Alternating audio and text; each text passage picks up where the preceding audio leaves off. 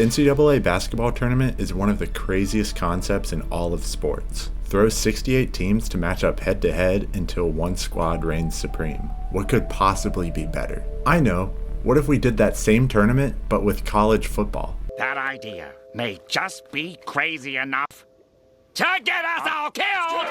Alright, I get it. There's no way that we could ever have a 7-round football tournament for the sake of player safety. I actually like the current postseason structure of bowl games anyways too, so I'm not here to argue that a massive tournament would be an improvement to college football. I just think it's a fun and silly idea, and that's what this channel is all about. So we're just going to explore what would happen if we did that. There are currently 134 programs in Division I FBS, meaning over half the league would get a ticket to the dance in this world. That's not very fun, and it makes it seem a lot less special, so I'm going to go ahead and include the FCS as well. So that brings the total number of at-large bids to 48. Now we just have to figure out how we're going to rank all 68 teams in this pool, so that's why I came up with the Dalton's Ideas ranking system, which is a weighted composite of 8 different polls and computer models. The way I set this up was into 3 tiers, from most reliable to least reliable, and weighted them accordingly. The first tier, with a multiplier of 6, are the College Football Playoff Top 25, the AP poll, and the Coaches poll. The next tier, with a multiplier of 3, is composed of the sources that rank every FBS team and not just the top 25, CBS, Athlon Sports, and The Athletic. All of these polls have a lot of human bias though, so I included 2 computer models to help with that. Sports Reference's simple rating system and Jeff Sagarin's rating system, which is actually the last active system from the BCS era. These computer models have their flaws though, and can end up ranking teams way differently than the human consensus, so that's why it's at the bottom tier with a multiplier of just 1. Now we just have to figure out what to do with the FCS schools. The problem here is that the FCS schedule ends well before the FBS does, so there isn't any sort of accurate way to rank them alongside the FBS using polls or computer models. So for the sake of this video, I'm going to ignore any sort of postseason games that the FCS teams may have already played, and take it upon myself to slide these teams in with the pool that we've already figured out with my rating system. Also, I decided to exclude the schools with less than 6 wins, which sadly is just Kansas. After that long and hard process, here's my final bracket. And if you're mad that your team didn't make it, womp womp, have fun in the college football NIT. I wanted to preserve as many bowl games as I could in this tournament, so I made the Final 4 and Elite 8 games the New Year's 6 Bowls, like we have now with the College Football Playoff, and the Sweet 16 games the higher end non-New Year's 6 Bowls. Then the round of 32 is all of those mid-tier bowl games. Shout out Lockheed Martin, shout out Idaho Potatoes, and the first round is just at the higher seed stadium. Finally, the first 4 games are at the Bahamas Bowl, the Hawaii Bowl, the Myrtle Beach Bowl, and the Boca Raton Bowl. Since all of those locations are pretty impractical to have big matchups, but they're just too fun to leave out entirely. Okay, now that the stage is set, it's finally time to let the madness begin. The cool thing about technology today is how much we can simulate things, and there's actually several websites that can simulate entire college football games. If I had the money to buy a whole console just for College Football 25, I would love to see actual game footage of these simulations, but I don't have that kind of money, so we're just going to stick with what we've got. The best simulator I was able to find was NCAA Game Sim, not because it's the most accurate or in-depth, but because it loves to spit out close, nail-biting games out of nowhere. Just like how in March, teams that might not be all that great suddenly lock in and surprise the nation, NCAA Game Sim will fill a lot of their matchups with overtimes, upsets, you name it, there's a good chance it might happen. It's also one of the only game sims that I was able to find that also includes FCS schools. So now that we have everything completely set up, let's actually go into the matchups and see who wins it all.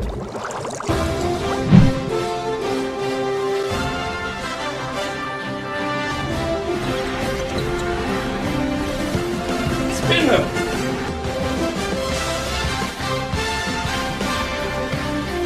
Yeah, what an idiot. Just stupid. All right, here we go. The bracket's all set, so I've gone ahead and filled out mine with all my predictions, and there's actually a link in my bio if you want to pause the video and fill one out yourself to follow along that way. So with all that being said, let's go ahead and start out with the first 4. In the Bahamas Bowl, Drake squeaked out an overtime win to Lehigh 23-19. 23-19! We have a 23-19! 23-19! We have a 23-19! Then Harvard was out of their element down in Dirty Myrtle and fell to Central Connecticut 16-27. Okay, now for all the Washington State fans out there that are mad at me that North Dakota State got in instead of them, I'm about to tell y'all why you're wrong, because they're about to win this matchup right now against Pittsburgh. What did I say? 51-10. That's not even close, dog. And finally, Washington dominated Nebraska in the Boca Raton Bowl 28-6. Okay, now the first game of the round of 64 is on its way. Okay, Oregon wins in a close one. Oh my gosh. 13-7, dog. Oregon's looking a little shaky, man. They're looking a little bit shaky. Michigan squeaked by Tulane in the Big House 16-10, and BYU and Clemson both avoided getting upset with ease. Then we had a really interesting matchup where I had picked Marshall to win over Syracuse. I'm banking on Marshall to win this one. Come on. I'm a genius. Marshall wins big. What did I say? Honestly, these FCS teams scare me because for whatever reason, this simulator likes the FCS schools. I guess just because their statistics are a little bit inflated, but let's see if Boise State can hold on. Oh my God. Dude, this is why it's madness, man. Boise State wins in a nail-biter. UNLV also proved their worth up against USC, beating them 26-17. And Indiana took care of business against Mercer, winning 34-16. Notre Dame also won in the first round, but with a lackluster score of 28-6. Obviously, that's not close, but like, you're playing South Carolina State and only winning by 3 touchdowns. It's almost like you wouldn't even be able to beat Northern Illinois. Next up was K-State hosting the Blue Devils, where they won 26-10. Then we had a classic Northeast matchup between Rutgers and Army. Okay, Rutgers just blew out Army, holy crap. Ole Miss and North Dakota State. This is an underrated matchup because we have to remember North Dakota State just blew out Pitt, so I don't know what this game sim thinks of them, but they might be a giant slayer. If they win this, that would be crazy. 33-20, holy crap. North Dakota State is going to the ship. I'm calling it. Illinois went on to beat Boston College 31-17. All right, Arizona State and Ohio. Guess who has 10 wins? Both of them. Don't sleep on Ohio. Timothy Chalamet knows what I'm talking about. Okay, maybe you can sleep on Ohio. Next up was Memphis, who was good enough this year to host Minnesota, but not good enough to win. Dang, bro. Minnesota blanked them. All right, Penn State is hosting Jackson State. Dion isn't there anymore, but Jackson State is still a really good team, so let's see if they can pull off the craziest upset in college football madness history. Brother, Penn State is allergic to winning big games. Oh my God, even in a simulation they fold. Holy crap. Moving to the East region, we have Georgia hosting Central Connecticut. Can Central Connecticut pull it off? No, but it was way closer than it needed to be. Holy crap. Then we had a massacre in Waco with Baylor destroying Iowa 41-10. Wow, what a surprise. Iowa put up a lackluster offensive performance. Now you might be thinking I'm crazy for putting an FCS school as high as a 12 seed, but Montana State is undefeated. They beat New Mexico, who's an FBS school. I think Montana State might make a little bit of a run here, but let's see. Nope, never mind. Forget everything I said. I don't know ball. Now we have Miami matched up with in-conference rival Virginia Tech, and the Hokies pulled off the upset 38-30. After that was 6 seed Louisville versus 11 seed Arkansas. Birds versus pigs. Birds win. Now for the SMU South Dakota State matchup, College Game Sim apparently didn't have enough data on SMU to run a simulation. And even when I tried other simulators, for whatever reason, it didn't work. So I ended up having to make a game time decision to keep the ball rolling. Since God himself doesn't want this matchup to happen, we're gonna have to do something that is a little bit questionable. I'm just gonna have to leave this up to random chance. I would give SMU a 75% chance of winning this game. That's not ESPN analytics, that's Dalton's Ideas analytics. We're just throwing dice right now. If the number is greater than 75, then South Dakota State wins. If SMU is 1 through 75, then that means that they won. That's how we're simulating it. I guess South Dakota State wins. After all that mess, Texas A&M hosted in-state rival Texas Tech, but fell to them 37-20. Tennessee also took care of the Spiders 34-10, and just like that, we're done with 3 of the 4 regions. To start things off in the South region, Texas came out and stomped Southeast Missouri State 58-7. Alright, now this matchup is honestly one of my favorite matchups in the whole entire tournament. It's Florida versus Georgia Tech. They're both teams that had kind of rough schedules, but still had some big wins. So I think that this should be a close game. Okay, 37-24. Maybe it wasn't that close. Then Colorado squeaked by Vanderbilt 34-28. Sorry, Vanderbilt. At least you got to be here. I feel like as a Vanderbilt football fan, you gotta be more than happy that you at least qualified. You can't be expecting much more than that. South Carolina then hosted Washington and blew them out 44-17. Beamer ball is back. Beamer ball is back, baby. Mizzou was able to avoid the upset, beating Louisiana 38-16, and so was Alabama with a 37-13 win over Jacksonville State. LSU and Ohio State both closed out the first round with wins over TCU and Abilene Christian, respectively. Our first game in the round of 32 is the famous Idaho Potato Bowl. Alright, Oregon and Michigan, classic Big Ten matchup. Oh, dude, Oregon blew them out, goodness gracious. Next up is the Birmingham Bowl, where Clemson dominated BYU 51-24. Did Cade Klubnik actually do something? Yeah, he had 3 touchdowns. Phil Maffa had 131 yards. Alright. Now let's move on to the Las Vegas Bowl with the 2 G5 champs, Boise State and Marshall, facing off. Let's see if Marshall can pull off another upset.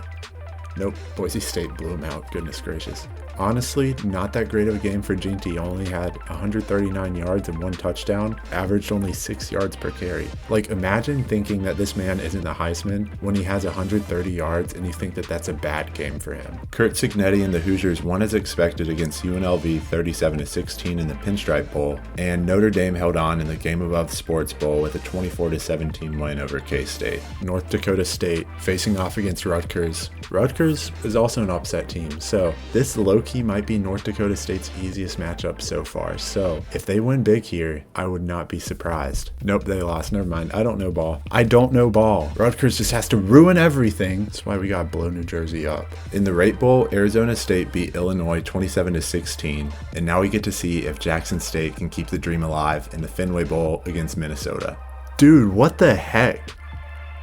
Jackson State blew them out. Like, Penn State was a close game. I don't know what the simulator loves about Jackson State, but oh my gosh. Their quarterback had 3 touchdowns, 1 interception, a passer rating of 193. You're not rowing the boat today, buddy. Heading back to the East region, we have Georgia and Baylor in the Citrus Bowl. 35-25. How do you score 25? That's got to be a scoregami. They get a safety from a run play on first down. That's soft, dude. Alright, Georgia moves on in a weird game. Virginia Tech beat Iowa State in a defense-heavy Gasparilla Bowl 12-7, and then South Dakota State proved their worth after the SMU debacle by beating Louisville 31-10. Staying in their home state, Tennessee beat Texas Tech 37-20 in the Liberty Bowl. Moving down to the South region, in the Texas Bowl, we have the Longhorns versus the Gators.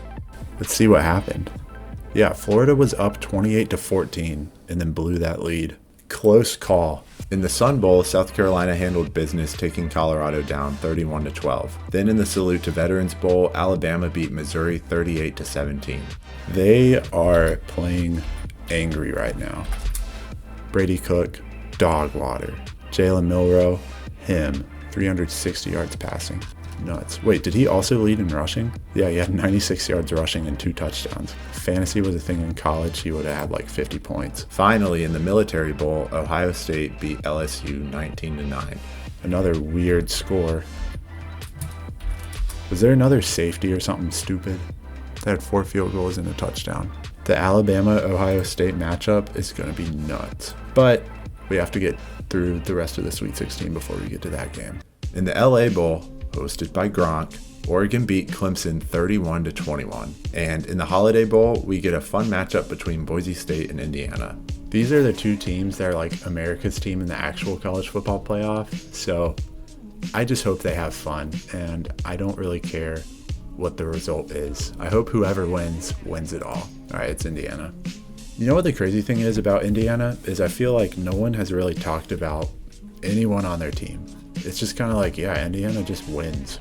If you're talking to like ESPN analysts, they're like, well, they tend to score more points than their opponents, John. All right, Notre Dame and Rutgers. Rutgers killed my dreams of having North Dakota State in the Sweet 16, but that's besides the point. I'm still cheering for Rutgers over Notre Dame. Can they do it? Dude, they blew them out. Holy crap. That's nuts. 38-7. Now in the Music City Bowl, Arizona State faces off against Jackson State. Cinderella of them all. Can they do it a third time in a row, beating a top 25 opponent? Arizona State wins. Sad to see them go, but it had to be done. That was the most fun region. Lots of upsets. Fun matchup in the Sugar Bowl between Rutgers and Arizona State. Who would have guessed? In the Gator Bowl, Georgia had yet another close call in this tournament, only beating Virginia Tech 31-26. I feel like their luck has got to run out soon. Tennessee got a nice mayonnaise bath after beating South Dakota State 48-28 in the Duke's Mayo Bowl. In the Alamo Bowl, we have Texas and South Carolina facing off in San Antonio. Now you gotta think that this is probably gonna be a big Texas crowd, but I'm gonna keep home field advantage off because it's still technically neutral. In South Carolina, upsets Texas. Holy crap. Dude, what'd I say? Beamer ball is back. I know a lot of NC State fans don't really like South Carolina, but I kind of always have because I hate Clemson. And now, the moment we've all been waiting for. The Pop-Tarts Bowl. Forget the national championship game. We have Alabama and Ohio State competing to eat a giant mascot alive in Orlando, Florida. This is why the sport of football was invented, for moments like this. And Alabama came out of it on top 26-19. Now moving on to the Elite Eight, we have Oregon and Indiana in the Rose Bowl. Classic Big Ten matchup. They've been rivals for centuries. Can Indiana pull off the upset? No, dude, they got blown out. Good lord. Oregon only beat Drake 13-7, and then they beat Indiana 49-13. They freaking locked in. Oh my gosh. Now in the Sugar Bowl, defying all odds is 12th seed Rutgers facing off against Big 12 champs Arizona State. Yeah, Rutgers went 7-5 in the regular season.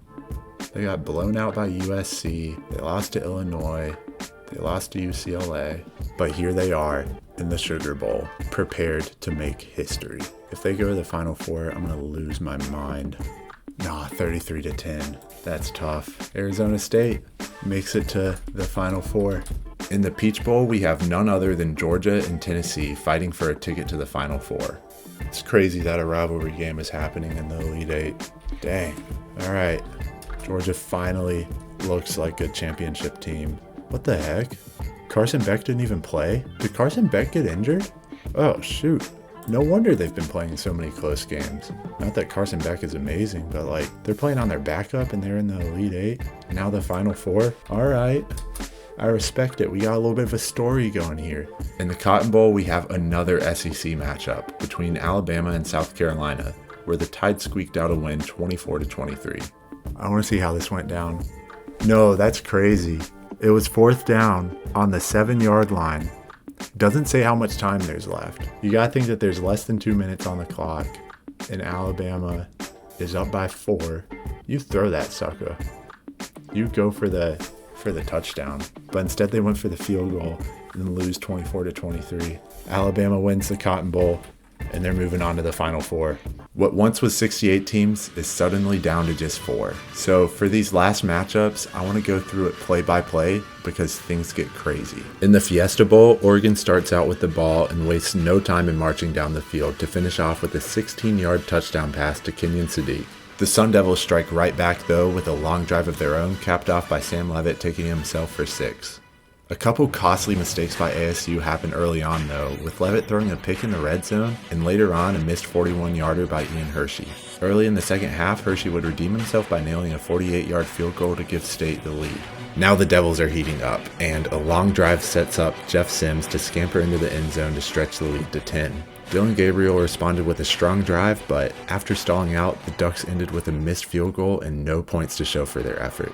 The Oregon defense showed up strong though, forcing a 3-and-out, and this time the Ducks were able to find the end zone with Jordan James rushing it in to close the lead back to 3. Now it's a grudge match. Neither defense is letting anyone slide, but Oregon is finally able to get close enough to try a field goal, and Sappington splits the uprights to tie it back up. Then at the 11th hour, Ian Hershey clutches up and nails a 42-yarder. But it ain't over. This is the game of kickers. Sappington responds with a 40-yarder of his own. It seems like this game is the Kickers to win or lose, and with an opportunity to stay alive in overtime, Hershey misses an 18-yarder. Let me repeat that. 18 yards. The ball was on the 1-yard line. This was worse than Blair Walsh. This poor young man will have to live with this moment haunting him for the rest of his simulated life. Then to seal the deal, Sappington steps up and nails a 43-yarder to send the Ducks to the championship. Now, if you thought that game was crazy, you ain't seen nothing yet, because over in the Orange Bowl, it just means more. Alabama strikes first with a 16-yard touchdown by Bernard and tacks on a field goal to jump to an early 10-point lead. Georgia strikes back with ETN powering it in on the goal line, but a costly pick results in Alabama scoring an easy touchdown with a short field to work with. The Dogs aren't going down easy though, and are able to tie it up with back-to-back scoring drives. Now they're trading blows. The tight end Cuevas pulls in a 23-yard touchdown for the Tide. Georgia strikes right back and it's 24-24. Alabama takes 12 plays to find the end zone again, and Gunnar Stockton zips it to Jaden Riddell for a clutch score to tie it up late in the fourth quarter. The defense comes up with a massive stand the following drive, but Alabama doesn't let anything pass them either. Now Bama's got the ball with less than 2 minutes left. All they need to do is manage the clock well and stay conservative, and Milroe just threw a 66-yard touchdown. Yeah, I guess that works too. Georgia has one last shot to play catch up though, but fell short, and now our national championship game will be between the Oregon Ducks and the Alabama Crimson Tide. If you're thinking there's no way that the championship game could get any more exciting than those Final Four matchups, you'd be right. Alabama went off to the races and never looked back. Oh, this is getting ugly. This is getting ugly. Look away, children. Oh God, they just scored another touchdown. 55-29. Holy crap. This is not propaganda. I don't think that they should be in the college football playoff. This is just what the simulation pooped out. So Alabama is our champion. College Football Madness 2024. Now, if for some reason you think that I faked any of this, I have my predictions to prove that I didn't. Look at how much I got wrong. What in the world was I thinking picking Ohio over Arizona State? Even though I got so much stuff wrong, and I can say for a fact now that I do not know ball, I still had a lot of fun exploring what this whole concept would look like, and I just wanted to say thank you for watching and supporting me. It's been a crazy year seeing this channel grow to what it is today, and it's been nothing but a blessing that wouldn't have been possible without each and every one of you. I'll be back in the new year with some more crazy ideas, but in the meantime, stay safe out there. In the Big Ten West, it is intercepted. Finally, the other way. Snap, hold, Jeter's kick. It's blocked. It's blocked. It's blocked. Picked up by NIU. The Huskies have done it. Bootie's got time, hit as he throws, and it's going to be picked up. This one's in the books For the upset. Lennon, touchdown.